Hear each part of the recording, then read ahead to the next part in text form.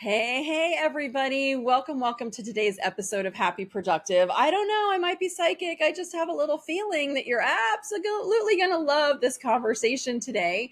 My special guest is Teresa Vozza. She is a leadership expert, a certified executive coach, and the former human resources executive with over 20 years, you guys, 20 years of corporate experience. I did not survive in corporate for 20 years. I made it like 3.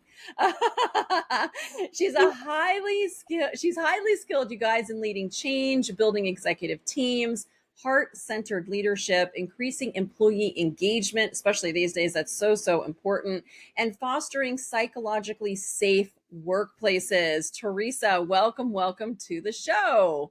Thank you, Jennifer. I'm so excited to be here. I know. When I was looking at your website and checking you out, I was just like, oh my gosh, we have like 400 things that we could talk I about know. today. I know. It'll be good.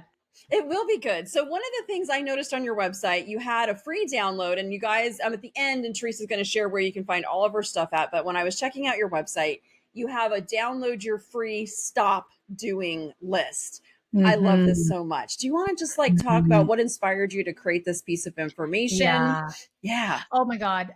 Probably my own experience of not doing it. It's the first thing I will say.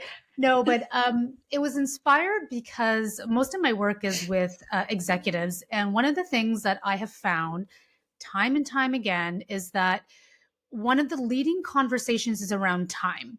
And again, happy productive podcast, productivity and time always comes up. And one of the more kind of radical approaches, I don't know if it's radical, but it's certainly helpful, is that it's not so much about managing the time per se. It's about making choices that align with your values and stopping those activities that don't. And so I really work with my clients to start putting together tasks, strategies, projects that are not an actual match for the career that they're trying to create for themselves. And that requires stopping things. And so it, for some people, that can be radical when you're so used to the long to-do list. And I'm coming in there and saying, your to-do list is now has 3 things on it, and you're going to stop everything else. And Right. it's liberating, but it does feel rather radical at first. I'm sure it does. And for so many of us who are the list crosser offers, and this was Yeah. something that when I created my planner, best planner ever, the section with the to-do list, there are only 3 lines for your A task, which are your most important Yeah. things to move forward today. And there's 3 lines for the B's. And it is not an endless to-do list. And that concept, I think, for some people is really tough to wrap your brains around. And I Mhm. think there's actually some deeper psychology that goes there, Mhm. which I would love to dive into that with you. And so when people go from I feel really good about myself because I've checked 14 things off my list today to you're going to do 3 things today, and you're going to do 3 Yeah. things like really well and focus on those 3. Do you Yeah. find that like they have a little panic attack? Oh Does it yeah. affect their self-confidence, their worthiness, like all of this? Yeah. Like what do you see? Oh, for sure it does. And I think it's kind of like when we have an addiction, if I were to equate it with something, when we're addicted to crossing things off a list. And again, I put my hand up there because I'm definitely wired to be someone that likes to do. There is a rush of energy, of a rush of adrenaline that comes from the feeling that you were able to cross off 6, 7, 8 things off a list. And when you're challenged to say, hold up, are these 8, 9, 10 things actually revenue generating, or are they moving your strategy forward? Are they building relationships? Are they aligned to your values of spending more time with your family per se? Then what happens is that the list grows shorter, but that can create a sense of panic, almost like, but I'm not doing enough. And so we do get into a bit of the psychology role. Well, what is enough? Like, what is actually moving your business or your career forward? I mean, you're a business coach. I'm more of a corporate coach with executives, but that is partly what we're trying to do, is to start to create focus and clarity so that they actually walk away from their day having more energy versus less energy. And I don't know about you, but when I have 10 things on a list and I've only gotten through 6, which is still a lot, I feel drained. Yeah. Most of my executives that I work with feel drained, and that's why they come to us, Yep. right? Exact. Yeah, Yeah. absolutely. Because, and it's interesting to me, like, generally one day I can get in there and I can just, like, put in the long day, get all the things crossed off my list, but then I don't have time at night for anything else because I'm wiped out. And then the Yeah. next day and the day after and the day after, usually 2 or 3 days after, like, I'm feeling it when Mhm. I just pushed, way, way too hard on a day. And it's interesting to me how, like, making that shift, because at least, and I love that you use the word addicted. Okay, I'm going to tell a quick story about a coach Yeah. who called me out on my bullshit. So I a business coach that I hired to work with me, and I said, my goal is to work fewer hours. Like, I want to work fewer hours. And of course it wasn't happening. And after a couple of weeks, he's like, Jen, here's the deal. Like, business owners get addicted to working all these hours. It's no different than an alcoholic with alcohol. And for me, that hit me like a ton Yeah. of bricks, that I was Yeah. addicted to anything, because I don't drink. I've never done drugs. I didn't even give my kids a binky because I was like, well, I don't want to break them of the habit, and it worked great. They were fine. I never had to break the habit. So, it really hit me hard, that idea of being addicted Mhm. to working so many hours. And it really made me stop and think, because it's like, holy crap, you know what? I am. And in many ways, like, if you have something difficult to deal with, oh, I'm not going to deal with that because I'm Yeah. so busy Yeah. working, Oh right? You can just, my like, God. you can Mhm. like shelve all kinds of things, because being busy is very socially acceptable. We're important, we matter because we're so busy. And Yeah. as I get older and grow my businesses bigger, I just am seeing it for just the giant load of bullshit that it really and truly is. Yeah. And I would love to hear what do you see, like, when you're working with these high level executives? Much of the same thing. And I have to tell you, Jennifer, like I come by this easily because my story is one of which I did actually burn out in 2015. And I don't use the term burnout lightly. I think it is a specific event that occurs, and I don't want to have it just be relegated to just stressful symptoms. But part of that wake up call back in 2015 was the realization that I was a workaholic. And I can honestly say that that is a thing, and my clients fall into that camp as well.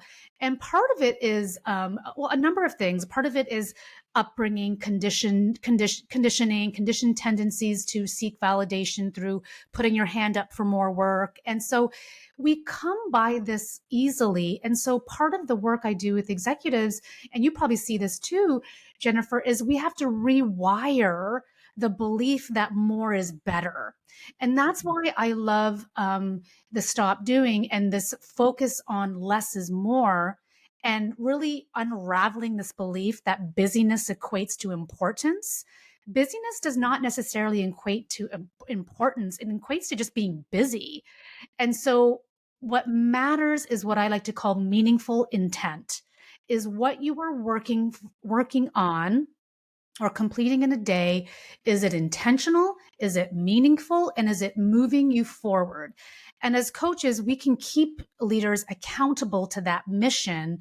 And part of that is helping them work through that panic that arises when they don't get the instant zing that comes from doing 10 things in a day, and instead doing two, three, or four things that are high value and propel your business or your career forward. So it does take some time to unravel the beliefs that are underneath the toxic busyness, overworking, workaholic tendency. And again, I had to do that work too. I do not teach from anything I haven't gone through myself. And it definitely requires that you start to look at what you believe about yourself. It does. And guys, when you're listening to this, and gals, like, it's hard work. It's Yeah. hard work to look at yourself. It is so easy to say, oh, I'm busy, which what you're really saying is, I'm not going to deal with that. Yeah. I'm just not going to. And that's okay. But, like, to just say I'm busy, or to really look internally, because when you start to go, wait a second, am I just crossing things off a list while I am wishing that things could be different? And I don't, I wish I didn't work so much. And, we're stepping into victim mindset, even if we don't realize it, or, it's attached to our self worth, even if we don't realize it. Like taking a step and being willing to, without judgment, really start to look at this of like, Yeah. why do you need to cross, Yeah. 89 things off of a list every day? And what's the payoff that you're getting from Yeah. that? And because I don't know, Teresa, like I'm with you, like at some point you will burn out Yeah. and you will break down. We did an initial session for a new business client that we're working with who landed in the ER and recently, and she's like, I have to change my ways because she was in the ER and nearly died, and it was because of the stress of her business. And so this is not an avenue I want you to go down if you don't have to. So for those of Yeah. you who are like on some level hearing this, it's like, please tune in, like please keep listening, and there's deeper work here to be Yeah. done when you look at this. And you use the word toxic, and I'm with you. Like toxic working habits, they really are toxic. Yeah. Something my business coach said to me, which I will always remember, was that you can't operate where you're at today in order to achieve the kind of success that you want tomorrow. And so, what that really opened my eyes to when I entered the entrepreneurial world from being an executive was the realization that I had to shift the way I was thinking about success. And again, I see this with the executives that I coach as well, that the definition of success that is so often presented to me is related to this sense of having to prove yourself.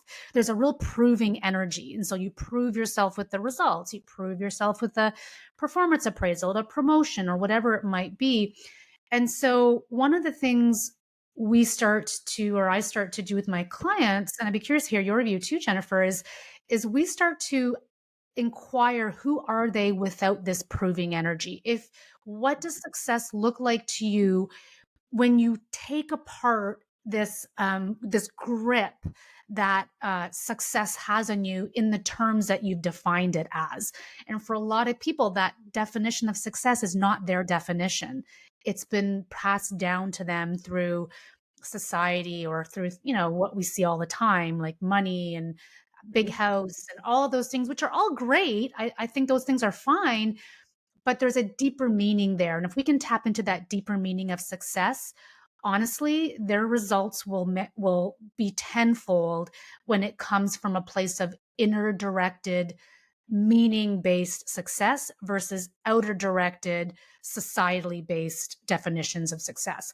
So we do spend a lot of time really defining not only what does success look like, but what does sustainable success look like, so that you don't end up in the ER like your client did and like I did in 2015. What does sustainable success look like on a day-to-day basis, and what beliefs do you need to have and embody in order to have that come to fruition? Yeah, it's so good. I when I'd done this work on myself, like I had to really get honest with myself about Yeah. like, are you still worthy if you're not so busy, right? And I know that Yeah. in the past I've probably been even a little judgy on people who were not working as hard as I was working, or look at me, I work the Yeah. most hours of everybody in the room. And there's a lot of ego that goes on there, and just being real with yourself. But when I really dove in and asked myself, like, where in the hell is this coming from? It really was coming from childhood, because Yeah. as a kid, I was praised as I was the oldest child, the first child. I took care of all my sisters. I had a job very, very early, but I got a lot of praise and recognition and acknowledgement of, I wasn't playing. I was doing my chores. I wasn't having a good time. I was taking care of my sisters. And so that's really where I got a lot of love and praise from, was being that, we'll call it a little high achiever, even at a young Yeah. age. And I really got a lot of validation, from being that person. And so it wasn't until later on when it's just like, geez, man, I can't keep doing this. Mhm. You just can't keep up with those hours. And then you find there's other things in life that you want to do that are a lot of fun. Yeah. And it's like, wait a second, I've really got to change my ways. But that was some very deep work. And when you work with executives on this, like, how do you help an executive have the courage to go in and really look at this stuff? And I do think it's courage. Like, you have to be Mhm. brave, you have to be willing to look at it. So how do you help somebody kind of get over that if they're just really not necessarily unwilling, but they're just like afraid or hesitant or resistant to like getting in there and really taking a good look at it?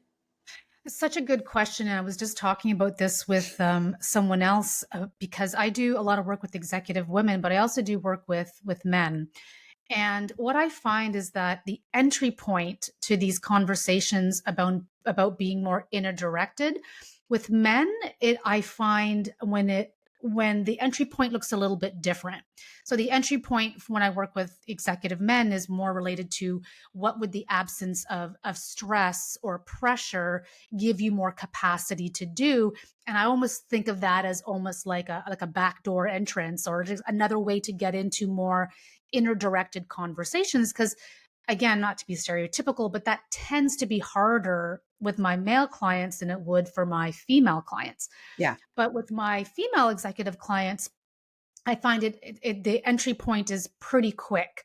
And it's often because they come to me at that critical inflection point where they're either asking themselves, what is this all for? What is the cost of me continuing to proceed at this level? And more recently, a lot of women, especially since the pandemic, really looking at, I think Arthur Brooks calls it the second curve, right? So like I'm in my late 40s. A lot of women I coach are in that, demographic. And so a lot of women are now starting to ask, what do I want my second curve of life to look like? And well-being is topping the list. And so they still have ambition but they still want to be well. And so part of it is asking themselves to really envision and embody a life and a career where well-being trumps some of the other maybe goals that we would have had in our 20s and 30s. That doesn't mean we put away ambition, not at all, but we do it differently. And so I find the entry point for women is really around psychological well-being and second curve and meaning and impact. And with my male clients, it's more around the absence of stress, the absence of pressure, and what they can do more of to improve their relationships at work and at home. Yeah. And so the entry points are a bit different. But I do think that once trust is established, which is essential, as we know, between client and coach, the courage to have those conversations comes easier because we are very clear on what we want as part of our vision for the future. I mean, vision is so important. We need to know where we're going in order to start doing that inner directed work. Yeah, agree completely. And it's so interesting. I love how you said about the entry points because I Yeah, do coach men and women. And I think a lot of times with women and guys, I'm talking in very general terms. yeah, So everybody don't get that pissed off, but just general terms. Generally, I think women are very, very more open to the idea of processing their emotions. We tend to be a little bit more emotional, but it's okay for a female to be emotional. Whereas when I work with men, it's like you have to kind of like sneak around the back in there and get in there in a yeah, different way.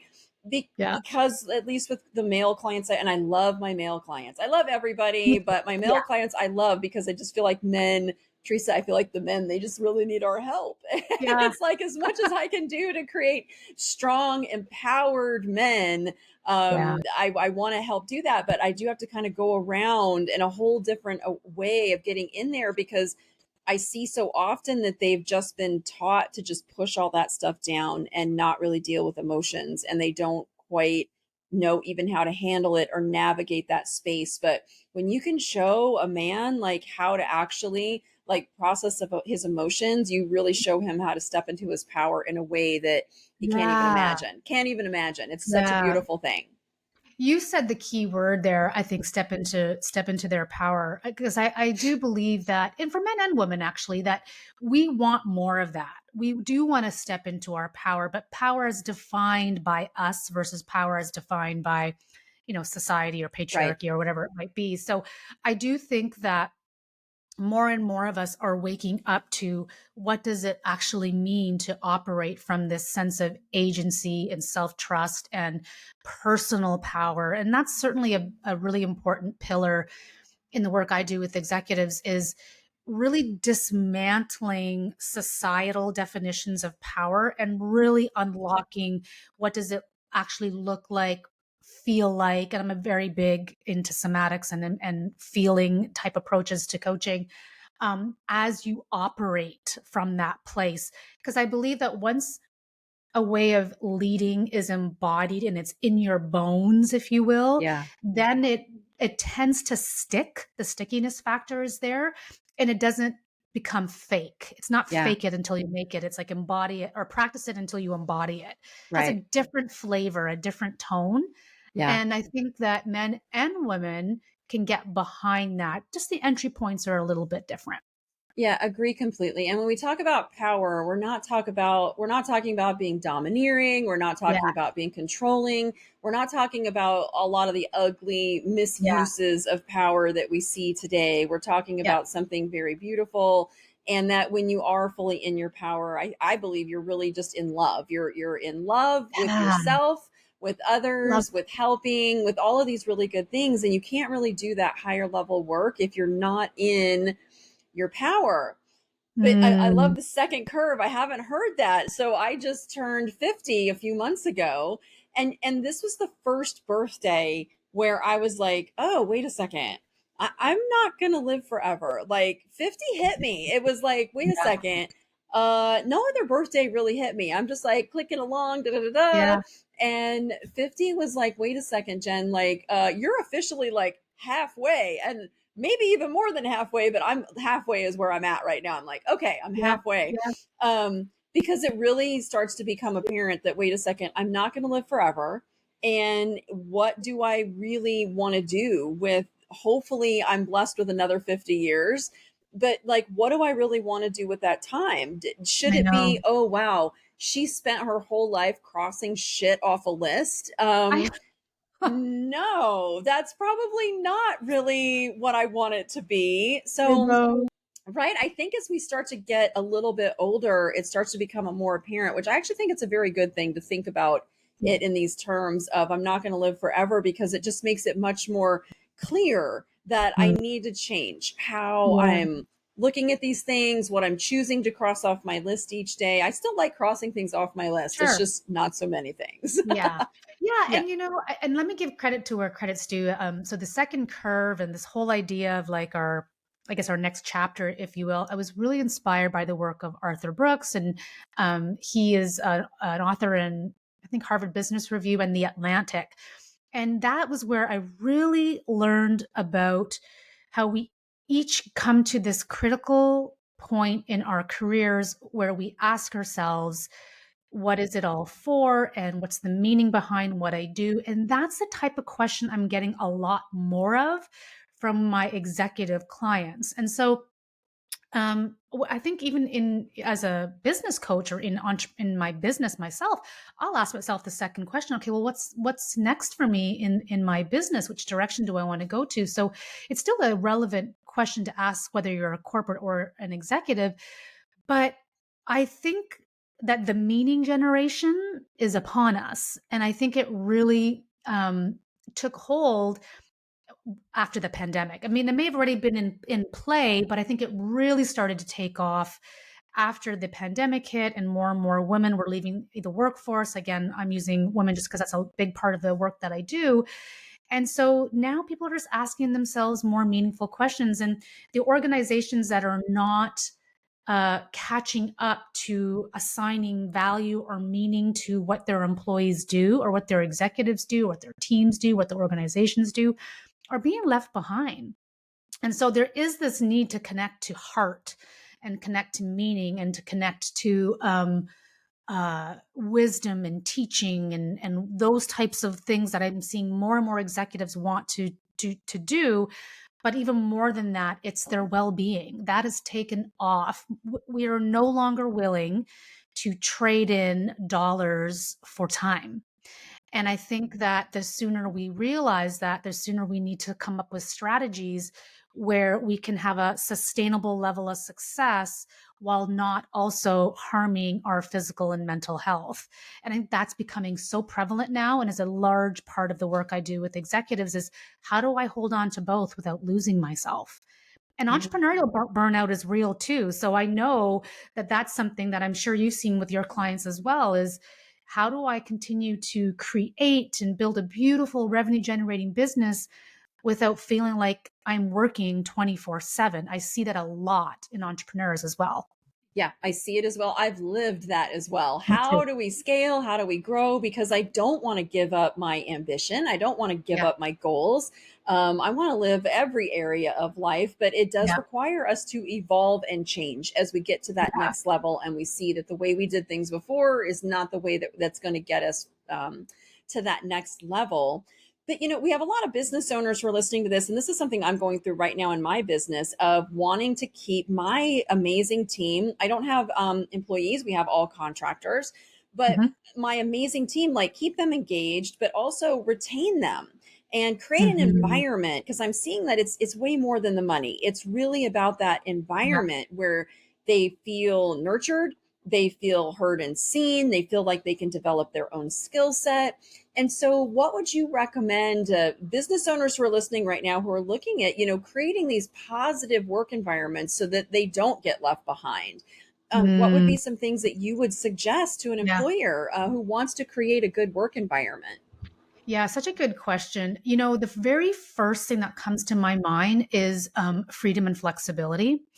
And I mean that not just in terms of like how we work, although I know that's getting a lot of attention around being having the freedom to work from home, the freedom to kind of create hours that suit you.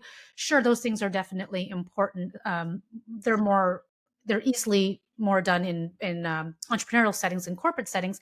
But more than that is the freedom of expression. So the freedom to bring ideas to the table that may not have been heard before and feel like they belong, right? So I think there is this need to have a sense of belonging on a team, but also have the freedom to express ideas and thoughts and diversity of opinion and have it be welcomed. I think that that's a huge thing for teams right now. You mentioned this word around being seen. That again is another theme that is so huge. And I think being seen goes beyond just having a meeting and seeing each other face to face, but really having business owners know their people. So know them, know what matters to them, know what their deeper aspirations are, know them in a more intimate level. That makes people feel seen and like they belong and are part of something. I think in our very increasingly individualistic society, especially since the pandemic, we are moving away from being part of communities and collective groups. And so I guess they call it rugged individualism as a term I've heard. I think that's actually taking something away. People want to be part of a collective, of a community. And one way to do that, if you're a business owner listening to this, is get to know your people by asking them deeply meaningful questions and listening, like deeply listening, and bringing their voices to the table in a community, not just one to one, but together to foster that sense of being part of something and belonging. Yeah. I love this so much. One of the things that we started doing is maybe 2 years ago. Well, we started doing retreats for our clients where we Mm. would take, a dozen or so of our clients away and do fun things. And so, but I started bringing a lot of my team. And so the ratios of like coach to client are pretty small, which is actually really great for our clients. But I noticed that the retreat started to become a real bonding for me and my team because we're all virtual. We're spread out all Yeah. over the country. We're on Zoom all the time. And there just isn't, just isn't the same. I mean, Mhm. we can be face to face right now, but it's not the same of us Yeah. being in a room together with each other, having a deep, meaningful conversation. And so that's one of the things that we have done is we've kind of taken our retreats and almost made them also a team building for my team where we all Okay. get to come together. We get to serve our clients, but then we're also coming together and being face to face. And I've just seen the dynamic with our team just get so much deeper and so much stronger when we know once a year that we're all going to come together in a beautiful space and really get to see each other, hear each other. Even for me, just listening to Yeah. things about and learning about them and knowing who they are. And now I can actually support them in the company and adjust things as necessary so that we make it a win-win for everybody. So that's been a very beautiful thing for us of just taking Yeah. time outside the office to really, yeah, we're working, but we're still spending deep, meaningful time with each other. I like that you brought that up, and especially because as I work with many organizations who are still struggling with this whole remote, hybrid, in office new world that we live in, I think what is getting lost is in getting back to this topic around individualism versus collectivism or being part of a community. S- When we are largely remote, and again, this is not having a stand on how people work because I work largely remote. I love working remote, but I do think it's important that we do bring people together. The frequency can be decided among organizations or among businesses or among groups, but there is a power that happens, especially in communication, when people are what I like to call eyeball to eyeball. Part of my background is in neurolinguistic programming. And so we spend a lot of time talking about communication and body language.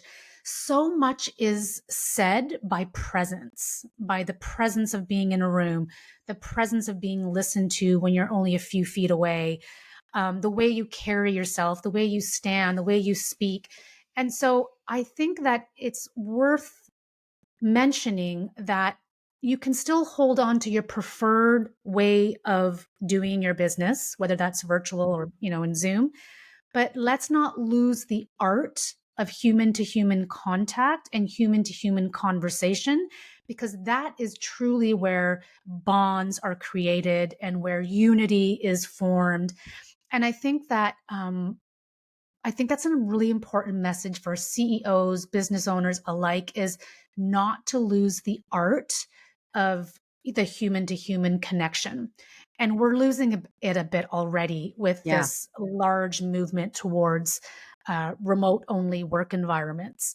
Yeah. So it's something I feel quite passionate about. And I think that many organizations are grappling with that feeling of not being connected to their people because of it as well. Yeah, absolutely.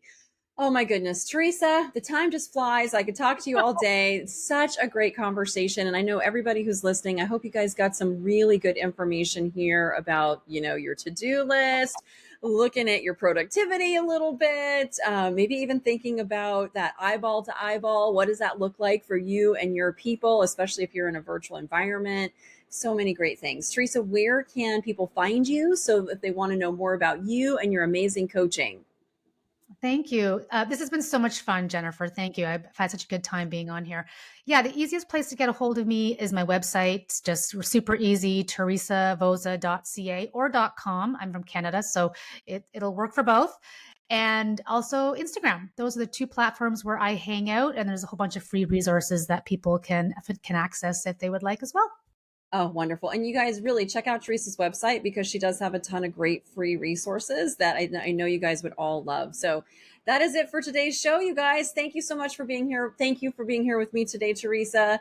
And everybody just get out there and have a happy, productive day. Bye, y'all. Yeah.